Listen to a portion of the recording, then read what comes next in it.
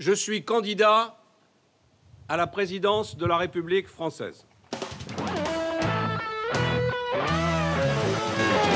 Cette défaite est la mienne. Beaucoup parlaient d'une élection présidentielle imperdable. Après une victoire triomphale aux primaires de la droite, une image d'homme intègre et des mots qui résonnent.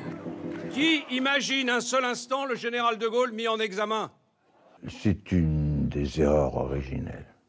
Oui, l'erreur initiale, bon, c'est ce qu'on va lui reprocher ces jours-ci. Une erreur que révèle à l'époque le Canard enchaîné.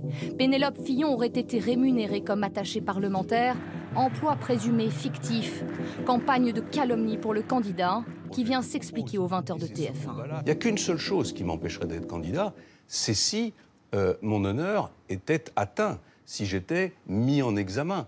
La riposte s'organise. Il choisit de mettre en scène son couple. Lors de ce meeting, à ses côtés son épouse, pour cette image.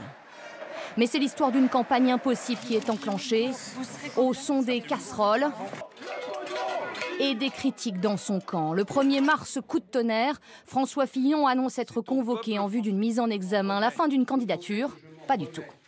Je ne me retirerai pas. Durant cette semaine-là, la première semaine de mars, où vraiment les événements ont basculé et où on a été un certain nombre à quitter la campagne.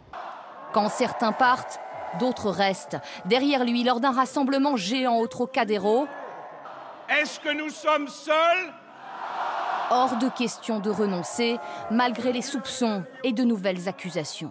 Au premier tour, François Fillon est éliminé, 3e avec 20% des voix.